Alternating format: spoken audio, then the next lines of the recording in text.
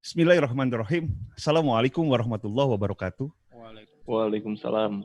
Kolega Ngupi Nation yang berbahagia, pada sore hari ini kita kembali bersama kami untuk diskusi tentang berbagai hal terkait dengan politik, hukum, dan kebangsaan masih di masa COVID-19 ini.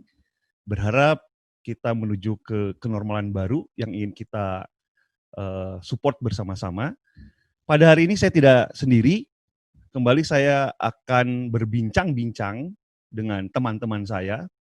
Pada hari ini agak berat ini temanya, ya tidak berat-berat amat sih, tapi tema ini pun juga termasuk yang sering kita dengar, yang sering kita lihat, yang sering kita tonton dan kita diskusikan di ruang-ruang publik, permasalahan hukum. Ngupi Nation kali ini temanya tentang politik hukum, problematika dan penegakan hukum di era kenormalan baru. Begitu temanya. Nah, saya ditemani oleh dua narasumber pembicara kita pada sore hari ini. Yang pertama adalah di studio ilmu pemerintahan sudah ada Mas Wahyudi Kurniawan, beliau teman saya. Beliau adalah sama dengan saya di lab. Kalau saya di lab ilmu pemerintahan, beliau di lab hukum UMM. Sehari-hari beliau di Peradi juga. Beliau juga adalah sekretaris di bidang hukum dan HAM dan advokasi pimpinan wilayah Pemuda Muhammadiyah Jawa Timur. Di tempat yang berbeda, nun jauh di sana, di Yogyakarta, ada Mas Ilham Yuli Isdianto. Selamat sore, selamat petang Mas Ilham. Selamat sore Mas Yana. Itu dari apa namanya? Apa itu namanya? Topi apa itu? Itu juga udeng ini ya. Udeng dapat dari Banyuwangi.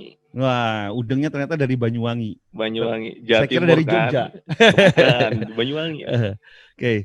Mas Ilham ini adalah managing partner Isdianto Law Office. Beliau juga sehari-hari sebagai dosen Fakultas Hukum Universitas Ahmad Dahlan Yogyakarta.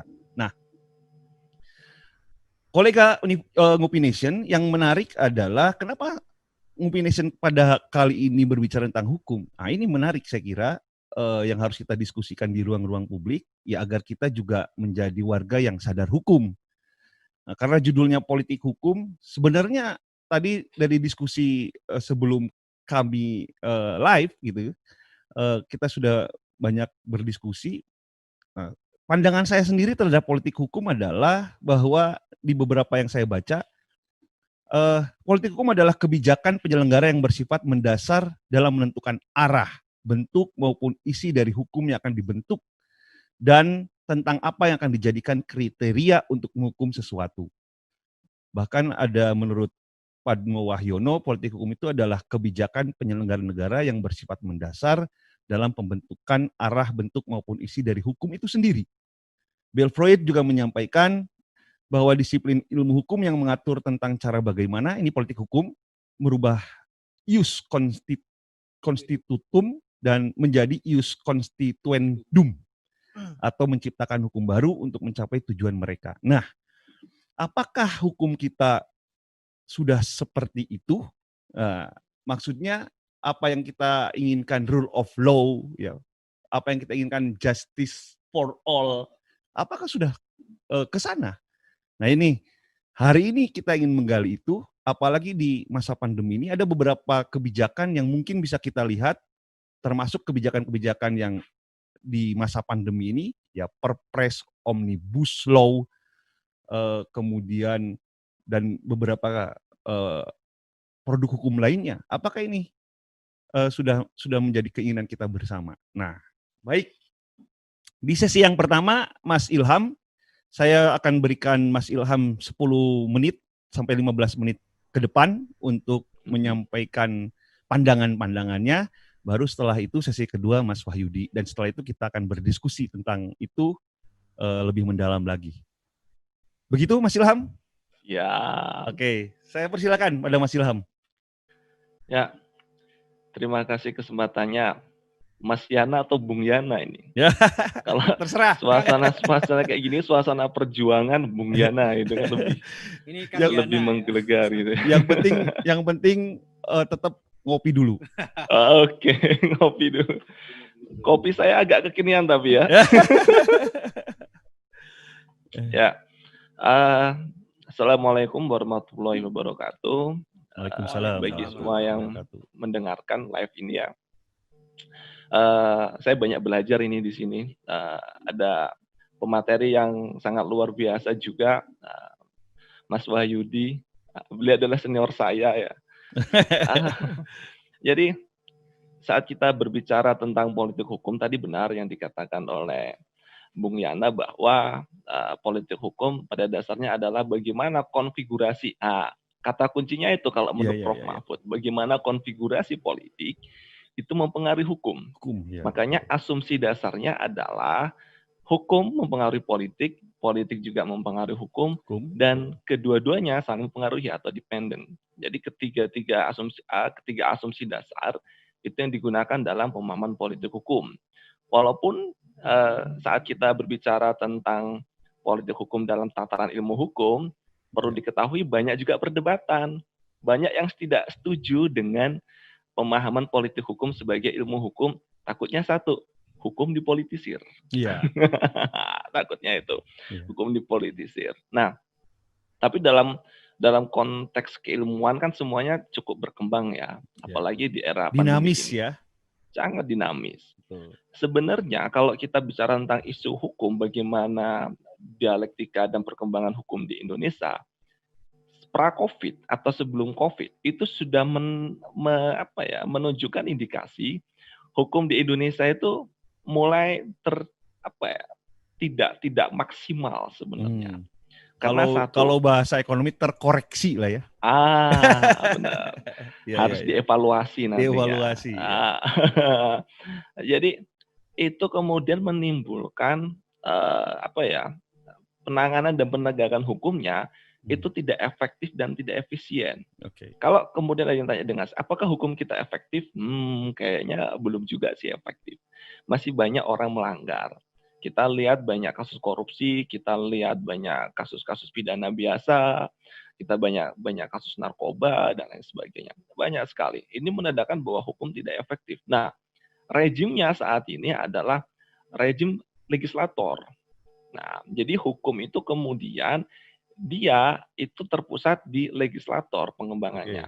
Walaupun eksekutif juga mempunyai hak melalui perpu dan lain sebagainya. Tapi salah satunya dia legislator. Nah, legislator ini hukumnya sangat cair, politiknya sangat cair. Cair ya. Sangat cair. Bahkan kita dulu pernah mendengar legislatif heavy, sangat kuat gitu ya. Sangat kuat. Ini sangat cair. Makanya kalau kita bicara presiden kita itu kan kalau bahasanya Hanta Yudhaya setengah hati gitu kan. Yeah.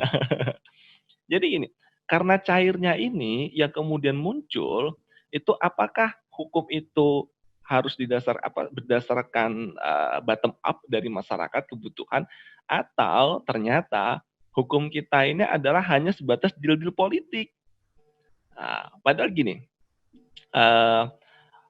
Bung Yanu punya handphone kan? Iya. Yeah. Punya handphone. Bung Yanu punya handphone, kalau ada orang ingin membuat handphone, dia harus punya ilmu membuat handphone kan? Betul. Betul nggak? Ya, begitu juga dengan hukum. Ilmu hukum itu lebih dulu daripada hukum. Ya. Jadi kalau orang ingin membuat hukum, prasyaratnya adalah orang itu harus tahu ilmu hukum. Ya nggak? Nah, kalau kemudian dalam faktanya bahwa perlu ada nggak kemudian penelitian seberapa pahamnya legislator kita terhadap ilmu hukum? Kadang-kadang kalau di sini ada Mas Wahyudi, dia mengajarkan mahasiswa, udah belajar bertahun-tahun, pemahaman ilmu hukumnya juga bagaimana kan juga perlu itu. Nah, bagaimana kalau kemudian nih ternyata hukum dibuat bukan berdasarkan ilmu hukum, tapi berdasarkan kepentingan politik. Ya. Makanya hukum itu yang kemudian yang itu, atau berdasarkan keinginan para pedagang ya, ekonomi. Sponsor kah? Kurang terus terang Mas Yana ini. Ya. Itu kemudian menjadi problem. Nah, kritik pertama dulu sudah disampaikan oleh Sacipto Raharjo dari Undip. Sacipto kemudian mengatakan, wah, hukum di Indonesia itu bersifat kriminogen. Apa itu hukum bersifat kriminogen? Artinya hukum di Indonesia itu juga memberikan peluang-peluang terhadap atau memberikan legitimasi untuk orang melakukan pelanggaran hukum yang Ya. itu pelanggarannya bisa dilihat secara moral, Iya. bukan secara formal, tetapi secara material, moralnya. Ini harusnya ada pelanggaran. Kita lihat aspek perizinan lah, kita kemudian lihat aspek administrasi hukumnya dan lain sebagainya.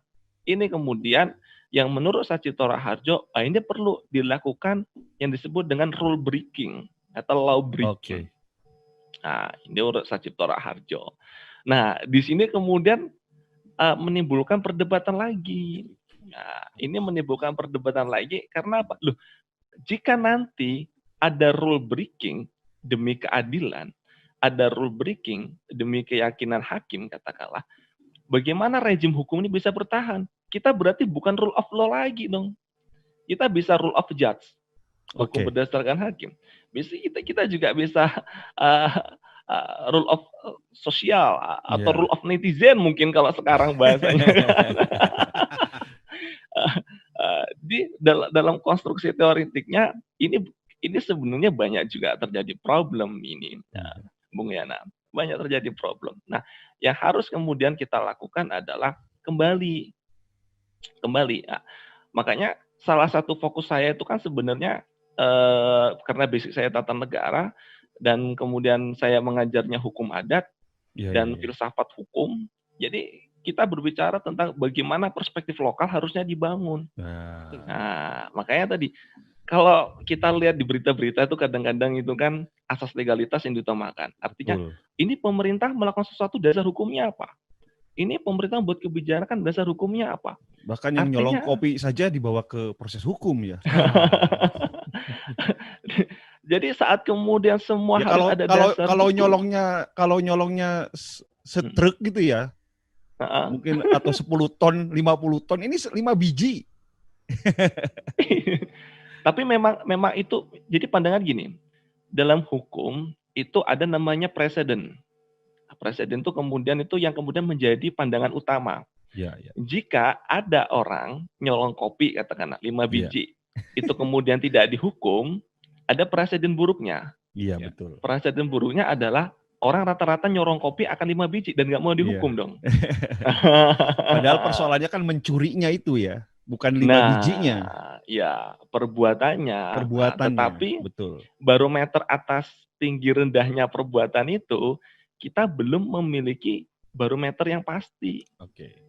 Problemnya itu, Bung. Kita belum memiliki barometer yang pasti. Contoh gini, jika kemarin kita kasus Novel Baswedan ya, Novel Baswedan terkait pola kasus penyiraman yang sama, bentuk penyiraman yang sama. Kita lihat di luar negeri ada yang 16 tahun, kemudian di Indonesia tuntutannya ada 10 tahun. Kenapa Novel hanya tuntutannya 1 tahun? Iya. Ya kan? Apakah salah? Secara regulasi nggak salah. Karena terkait hal itu tidak ada minimum. Nah, kalau dulu ada sebenarnya dulu itu pola pengembangan eumetri. Jadi hukum itu kemudian bisa dikembangkan dalam angka. Jadi kalau orang dia nyolong atau dia melakukan penyiraman, itu masyarakat itu sudah mempunyai dasar yang jelas untuk mengatakan, oh ini penuntutannya nggak beres, ini barometernya. Seharusnya harusnya bisa diukur. Tetapi itu kemudian nanti problemnya adalah setiap perkara itu kan mempunyai mempunyai karakternya masing-masing ya. Orang nyolong roti karena iseng sama nyolong roti karena kelaparan kan berbeda harusnya. Berbeda. Betul. Jadi bukan motifnya berbeda ya. Iya, bukan hanya perbuatannya sebenarnya, tetapi ada banyak variabel lain yang harus dimiliki. Makanya kuncinya sebenarnya adalah di hakim. Nah, kuncinya di hakim. Tetapi problem kita lanjutnya adalah gini nih, contoh. Mungkin nanti Mas Wahyudi akan lebih jelas tuh, dia kan juga sebagai praktisi itu. Iya. Nah, kita kadang-kadang nanganin perkara, 2 bentuk perkara aja. Satu perkara itu kadang-kadang kita lihat itu satu skripsi. Ya kan? Satu perkara. Artinya kita situ ada legal identifikasi, legal riset, dan lain Iya. sebagainya. Itu kemudian sangat kompleks. Nah, Iya. Itu pendekatan ilmunya itu ya. itu bisa nggak dia kadang-kadang, saya pernah ketemu hakim, Iya. pagi dia di PN nangani perkara biasa, kemudian sorenya dia mengarani ke hubungan industrial, kemudian dia balik lagi, wah ini Perdata ilmunya pidana. gimana? Wah, kacau ya. Jadi kalau kita bicara law enforcement, penegakan hukum, itu kita mau bicara di hulunya atau di hilirnya. Iya. Karena apa? Dua-duanya bermasalah. Karena Ini yang bikin kacau ini. Ya. Makanya kemudian masyarakat melihatnya ini kok nggak beres sih. Ini kok nggak beres sih. Gitu. Nah, kemarin kayak kasus penuntutan terhadap novel itu yang kemudian mungkin masyarakat bisa melihat salah satunya terkait menggunakan teorinya Sachipto, yaitu tadi kriminogen. Okay. Karena kemudian penanganan hukum bisa sangat pragmatis. Nah, penanganan hukum bisa sangat pragmatis. Saya termasuk orang yang tidak mengajarkan tentang teori keadilan di Fakultas Hukum, karena keadilan itu soal rasa. Iya. Kita sulit untuk membangun barometer keadilan, itu sangat sulit. Sama dengan ngopi lah ya. Nah, kita membangun pemahaman atau barometer tentang keadilan itu kan sulit sekali sebenarnya. Ya. Lo adil, gua nggak adil. Nah, makanya di pengadilan, kalau di istilah lawyer tuh, ada nggak lawyer tuh tanya, perkara lo adil apa enggak? Nggak ada. Adanya lo menang apa kalah. Nah. Terus justice for all-nya di mana ya? Kalau sudah ngomong menang kalah itu ya sama dengan ngomong dengan pedagang ya, rugi atau untung atau rugi. Wah, kan repot ini. Ya, tapi sebenarnya logika itu bisa dimanfaatkan, Bung. Jadi gini, logika untung rugi menurut saya itu sangat bisa dimanfaatkan untuk penegakan hukum di Indonesia. Jadi contoh nih, simpel aja. Katakanlah Bung Yanu punya motor nunggak pajak 2 tahun. Ya kan? Nunggak pajak 2 tahun. Contoh nih. Ini contoh ya. Ini kita bicara untung rugi. Nunggak pajak 2 tahun. Nah, nunggak pajak 2 tahun berapa? 2 jutaan. 2 jutaan ya, betul. Kalau mobil kemudian 4 juta sudah itu. 4 juta mobil. Iya. Nah, kalau kemudian nanti kena tilang nggak nyampe 500.000. Iya, betul. Nah, kan lebih untung mana? Contohnya kayak gitu aja deh sebenarnya. Untung ruginya gimana? Kalau orang korupsi, saya kemudian korupsi 1 miliar, tetapi kemudian saya dihukum katakanlah cuma 2 tahun atau 3 tahun. Tetapi kalau saya bekerja, uang 1 miliar itu saya pun nggak dapat, mending mana? Bahaya ini. Wah, ini.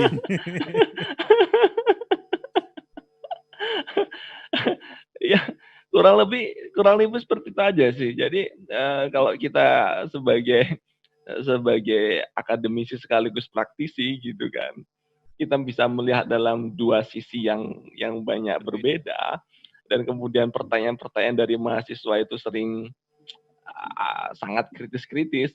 Betul. Itu yang kemudian, oh iya ya, bener juga ya. Ini nggak hanya di hilir. Saat ini yang ada di media itu kan di hilir. Iya. Nah, kalau hulunya bermasalah, mau bagaimanapun ya kita bicara di hilir nih, airnya butek, yang dibenerin di hilir kan nggak mungkin. Kalau hulunya tidak diselesaikan, butek mulu. Iya. Mau dibagusin kayak mana kan, akan butek mulu. Artinya penegakan hukum mau sebelum mau sesudah COVID ini atau problematika ini sudah terkoreksi, harus dievaluasi. Ya, harus. Nah, mulai yang mengevaluasi siapa? Satu harusnya stakeholder dong. Stakeholder. Ya, jadi gini, sistem kita apakah sudah oke atau belum? Ya. Nah, oke. Sistem kita sudah benar tapi tidak tepat. Nah, Mungkin gitu juga bisa. Iya, iya, Benar iya. kalau kita mungkin mencontoh dari teori-teori luar negeri, tapi tidak tepat jika digunakan dengan mentalitas bangsa Indonesia. Iya. Bisa jadi seperti Iya. itu. Jadi secara sistem sudah benar. Kalau dulu contoh nih, dalam pembuatan regulasi saja. Pembuatan regulasi dulu Artijo Alkostar itu pernah mengatakan harusnya itu bukan di bawah legislator, tetapi BPHN. Ada badan Nah, ini sendiri lah ya. menarik. Ya, badan khusus yang kemudian dia memiliki database tentang hukum di Indonesia. Iya. Sehingga hukum itu perkembangannya bisa paralel. Tidak berdasarkan pada politik yang cair, tapi benar-benar bottom up dari bawah dan berdasarkan pandangan-pandangan atas regulasi lain. Iya, iya, iya. Selain itu, contoh nih, dulu di kampanye Jokowi itu dia mau membuat legislatif center kalau nggak salah ya. Legislatif apa? Apa nggak Iya. cukup dengan apa tidak cukup dengan badan yang ada di DPR, badan legislasi itu? Sebenarnya cukup, tetapi karena kemudian sangat cair, kan tadi kan kita bicara kontrol. Nah, kontrol apakah hukum itu benar-benar dari bawah atau kemudian itu hukum itu kemudian hanya kemudian deal politik berdasarkan konfigurasi politik, kan itunya. Kalau kita bicara tentang bagaimana problem produk hukum di Indonesia, itu kemudian harus benar-benar dicari tahu apakah produk hukum itu mesti dibuat oleh legislator.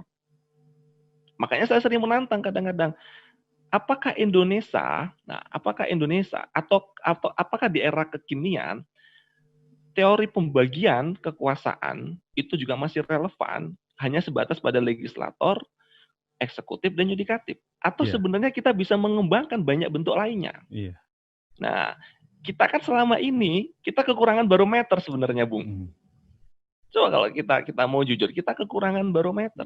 Kita selama ini saat kita menggunakan demokrasi, barometernya kontrak sosial, George Russell. Barometernya dari itu kan barometernya itu. Betul. Standpointnya lah ya, standpointnya, pilarnya. Benar. Selanjutnya saya persilakan pada Mas Wahyudi. Tadi menarik yang menjadi poin dari Mas Ilham bahwa tidak boleh hukum itu negara sentris, terpusat pada negara, pada lembaga-lembaga negara. Keran arus yang mestinya dari stakeholder masyarakat harus didorong. Nah, bagaimana Mas?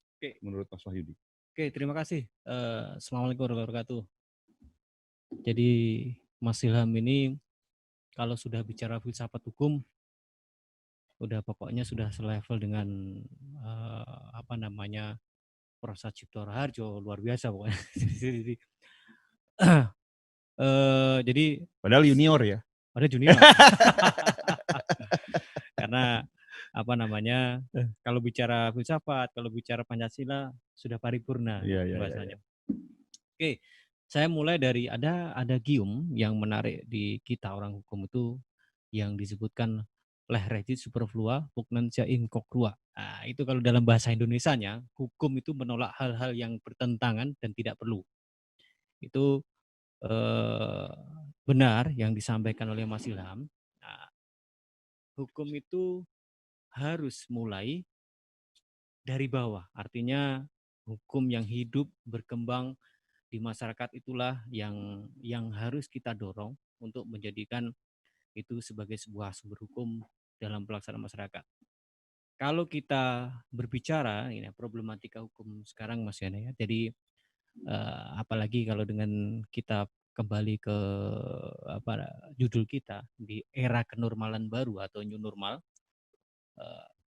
Kalau melihat data kemarin tanggal 23 Juni, jadi kita berbasis data, itu ada penambahan positif COVID-19 di Indonesia itu ada 1.050 orang. Nah, ini harus dan kita bertambah terus. Dan bertambah terus.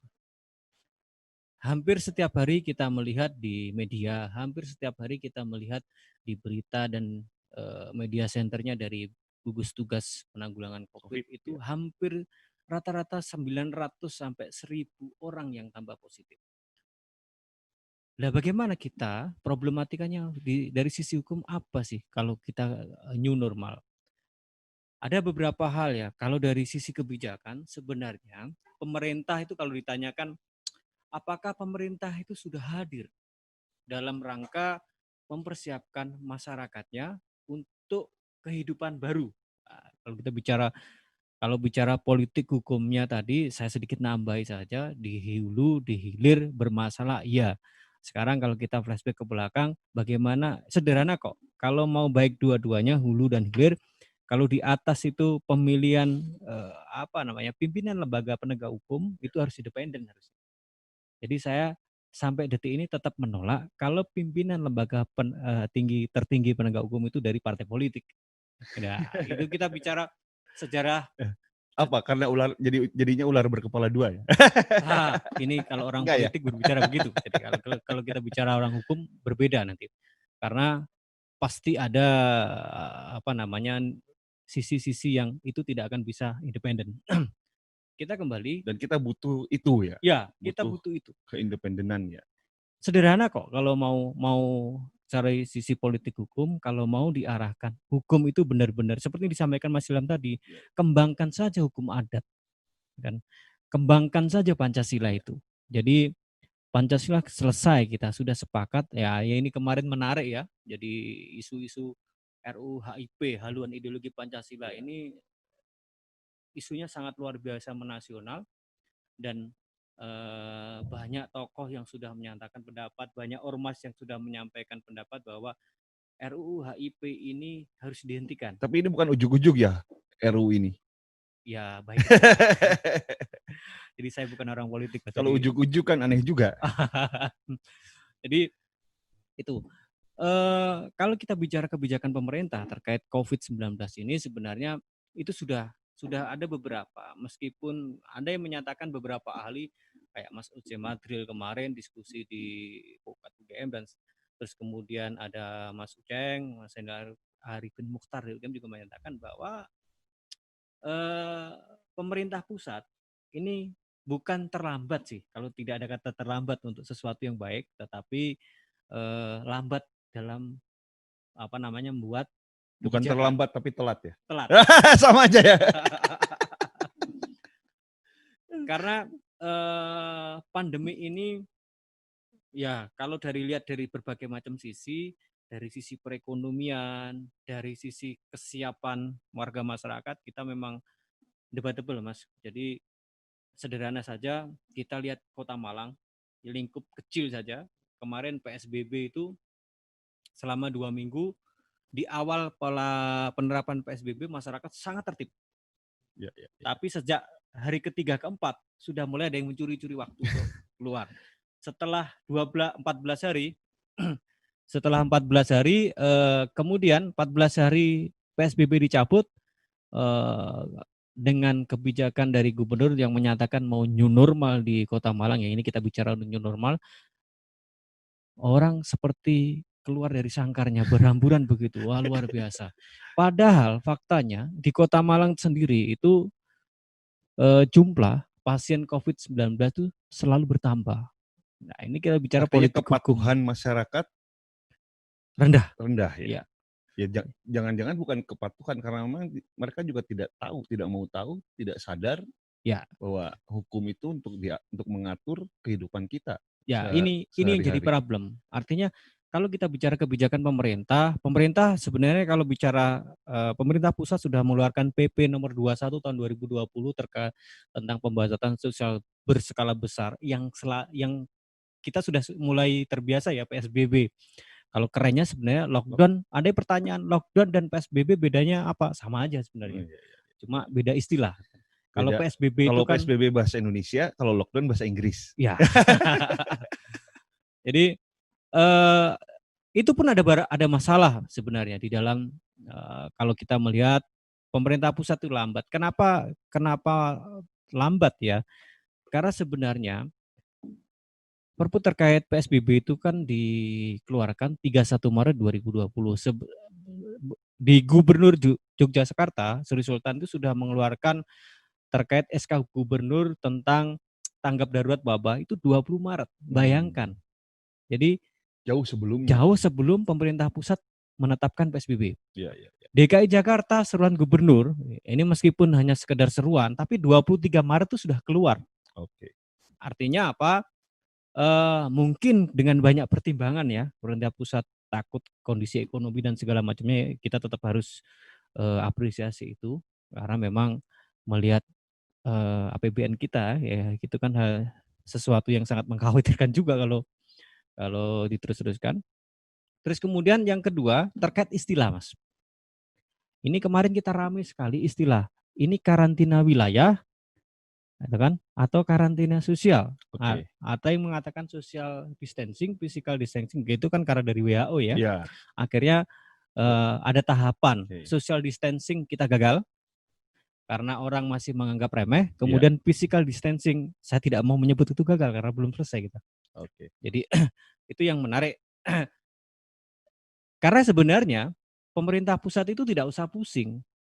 Nah, ini kembali ke politik hukum. Karena kita sudah punya undang-undang kekarantinaan kesehatan. Udah pakai itu saja. Oke. Untuk bencana kita punya undang-undang kebencanaan. Kebencanaan. Sudah pakai itu saja. Itu yang apa namanya? Hal yang simpel sebenarnya untuk yang bisa kita laksanakan pemerintah pusat. Terus yang ketiga, Perpu nomor 6 tahun 2020 bagi sebagian para ahli hukum itu apa namanya di pasal, kalau teman-teman sekalian itu membaca, para pemirsa sekalian itu membaca terkait itu, ada apa namanya Perpu itu yang menyatakan bahwa tindakan keputusan yang diambil berdasarkan Perpu ini bukan merupakan objek gugatan. Nah, luar biasa itu. Nah, itu sebenarnya sudah selesai. Undang-undang PTN juga sudah ada. Jadi tidak jadi permasalahan. Itu.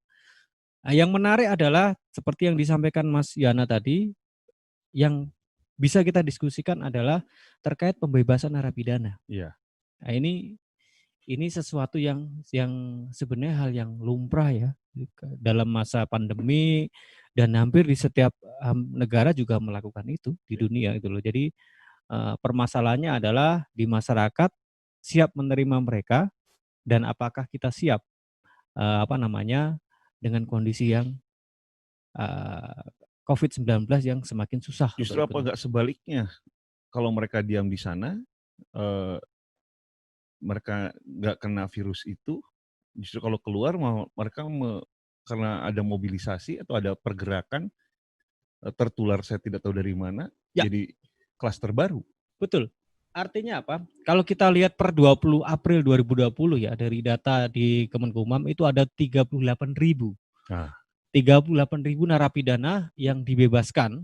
Ya, 36.000 diantaranya itu ada asimilasi, terus kemudian 2.000-nya itu terkait program integrasi lah. Bicara asimilasi integrasi, sebenarnya tidak perlu kita diskusikan panjang lebar ya itu. Benar yang disampaikan Mas Yana, itu hal yang sangat menarik. Sebenarnya kalau pembebasan narapidana itu melokalisir mereka di dalam lembaga permasyarakatan itu jauh lebih baik. Lah iya. Menurut saya secara itu pribadi. Sudah terisolasi sebenarnya kan gitu. Jadi tinggal kita batasi bahwa apa namanya masyarakat, warga, keluarganya yang mau mengunjungi di-close dulu, tutup. Lagi-lagi ini politik hukum juga. Politik hukum juga. Motivasinya apa? Ya banyak ya. Banyak para ahli yang mengatakan ini dari sisi asasi manusia, ini dari sisi hukum pidana, ini dari, tetapi yang menjadikan saya agak sedikit khawatir, semua kebijakan itu berdasarkan pada beban keuangan negara. Gitu kan. Kalau 38 itu dilepaskan asimilasi, maka bisa menghemat sekian ratus miliar, luar biasa. Ini kan menarik, menarik sekali. Ini dasar pertimbangannya keuangan. Ini persoalan lain lagi nih ya. Persoalan lain lagi nih. Jadi artinya apa namanya persoalan yang bisa kita diskusikan lebih lanjut terkait itu. Terus yang selanjutnya problematikanya terkait new normal ini itu adalah transparansi, Mas. Transparansi persebaran COVID-19. Beberapa waktu lalu kalau tidak salah BNPB itu mengalami kesulitan akses data di Kementerian Kesehatan. Ini menarik ya. Gugus tugas itu didasarkan pada Kepres nomor 7 tahun 2020 Dan itu merupakan tanggung jawab BNPB terkait Iya, kebencanaan ini. karena ex officio ketua COVID-nya pun juga dari Ya, kepala Pak BNPB. Jenderal Doni Monardo ya. Iya. Artinya apa? Dan ini pun sempat dikeluhkan bagaimana akses data di Kementerian Kesehatan. Berapa pasien yang positif, ODP, PDP, ini jadi problem. Saya khawatirin ini ada sesuatu yang yang tidak kita tahu. Iya. Kalaupun mau, kenapa kok Indonesia selalu bertambah pasien COVID-19-nya? Bisa menjadi banyak faktor. Yang pertama tentu semakin masifnya ya tes yang dilakukan oleh pemerintah, baik rapid test maupun swab. Itu kita apresiasi betul. Oke. Tetapi ada sebagian para ahli yang menyatakan pasien positif COVID-19 di Indonesia itu seperti gunung es. Iya. Yang kelihatan di permukaan Kecil, di bawah luar biasa. Oke. Nah, jadi itu pilihan yang berat buat negara. Terus yang kedua adalah data pribadi. Kerahasiaan data pribadi terkait Undang-Undang Keterbukaan Informasi Publik. Awal-awal dulu kalau kita ingat pasien yang di Jawa Barat, di Banten ya, Iya. di Tangerang itu Gara-gara berbohong. ya, satu itu. Yang kedua, banyak masyarakat yang pengen tahu Iya. siapa yang positif itu, namanya siapa, rumahnya siapa, Iya. alamatnya siapa. Wah, itu sebenarnya tidak boleh. Iya. Itu terkait etika Karena dalam konteks kedokteran juga. Track record atau medical record itu tidak boleh Tidak disampaikan boleh, ya. kan?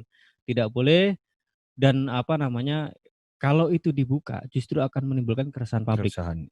Artinya ya kalaupun ada yang positif, ya sudah kita tangani secara prosedur protokol kesehatan yang masif saja. Jadi itu yang jadi persoalan ya. Ke depan bagaimana kita menyikapinya? Nah, ini menarik ini karena problem di masa COVID dan sampai saat ini kita belum tahu kapan COVID ini selesai. Nah, problematika hukum ada di mana kalau begitu? Ya, yang pertama tentu dari sisi regulasi, Mas. Ya. Jadi dari sisi regulasi kita belum, kalau Undang-Undang Kedaruratan Bencana, apakah itu kita bisa pakai untuk seluruh sendi kehidupan masyarakat Indonesia? Saya akan bisa menjawab belum bisa. Ya. Gitu kan? Karena apa? Kita harus kita kembali problem hukumnya. Nah, kembali lagi kalau kita ke Senayan, DPR RI, itu banyak problem termasuk Omnibus Law, kemudian RUU HIP.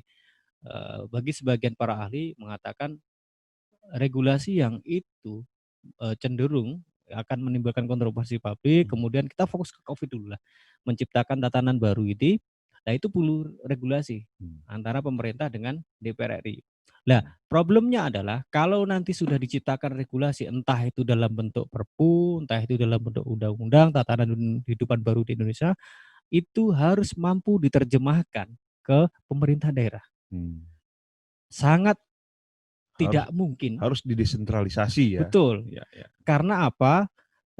Yang berhadapan langsung adalah pemerintah daerah. Oke. Yang tahu betul, seperti yang disampaikan Mas Ilham tadi, yang tahu betul kondisi masyarakat itu adalah pemerintah daerah. Karakter orang Jawa, karakter orang, kalau bukan saya bermaksud kaupinisme dan kesukuan, tidak. Karakter di Jawa Timur pun ada 30 sekian kabupaten, itu berbeda-beda. Dan itu harus mampu diterjemahkan. Oleh pemerintah daerah. Yang kedua, jadi terkait penggunaan anggaran. Ini harus betul-betul mendapatkan pengawasan ekstra. Lah, siapa yang ngawasi ini? Oke. Itu yang stakeholder tadi yang perlu kita diskusikan bersama, kita ajak masyarakat untuk bagaimana menyikapi new normal ini. Iya. Saya kembali ke Mas Ilham ini. Ya.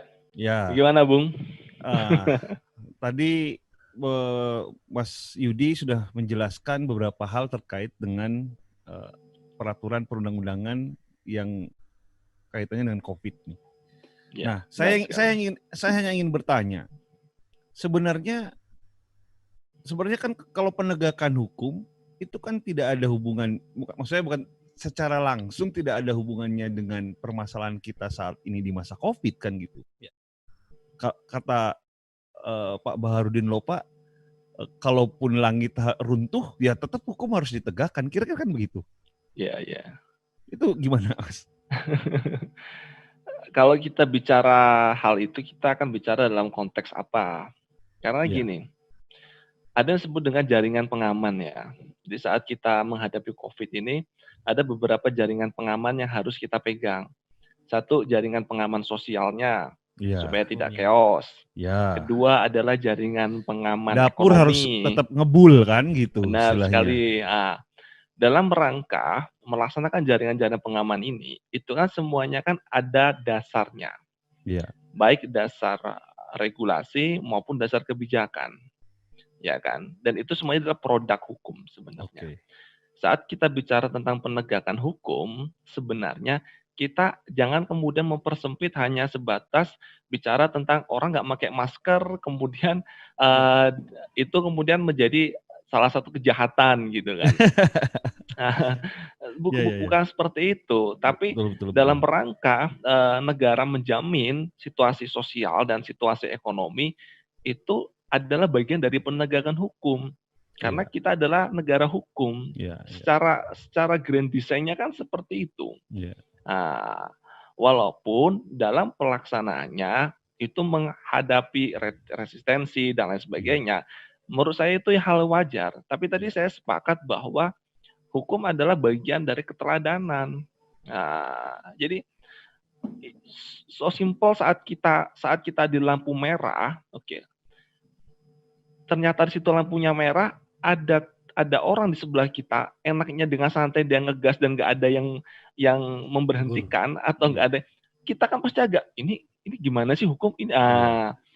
Jangan kemudian ada lagi pertanyaan seperti itu dalam skala kecil. Iya, betul. Kalau itu kita bicara dalam skala nasional, ini mengerikan kalau kemudian ini harus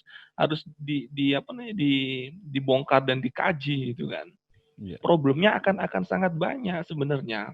Makanya keteladanan ini yang paling penting. Kalau kemudian pemerintah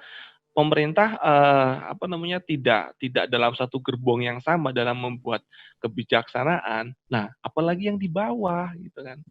Makanya tadi PSBB dibuka sedikit saja, itu sudah langsung orang tuh berhamburan dan lain sebagainya gitu kan. Setelah pandemi ini, kira-kira menurut Mas Ilham bagaimana? Prospek hukum kita?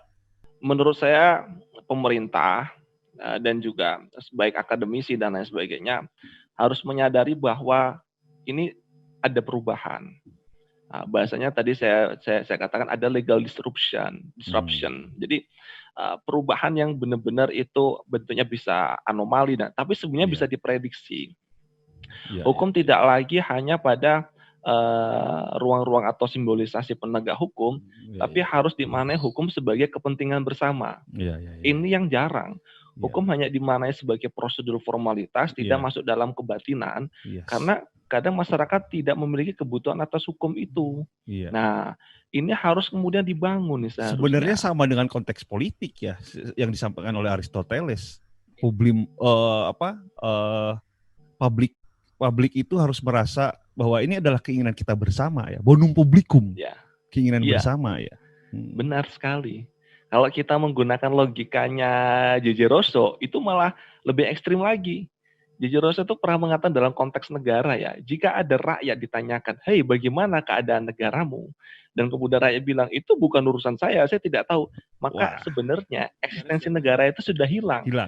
Itu bicara dalam eksistensi hukum juga, harusnya bisa disamakan logikanya. Autopilot yang seperti yang kita pernah diskusikan mungkin ya. Iya. Wah, ngeri juga ini. Jadi kalau masalah ditanya, kamu tahu hukum nggak gitu kan? Itu bukan urusan saya, itu penegak hukum lah. Ini gimana? Katanya negara hukum, didinding hukum, tapi dia nggak tahu hukum. Bahasa saya ada distorsi dan alienasi antara hukum dengan masyarakat. Kalau alienasi nanti kita pakai teorinya Karl Marx ya.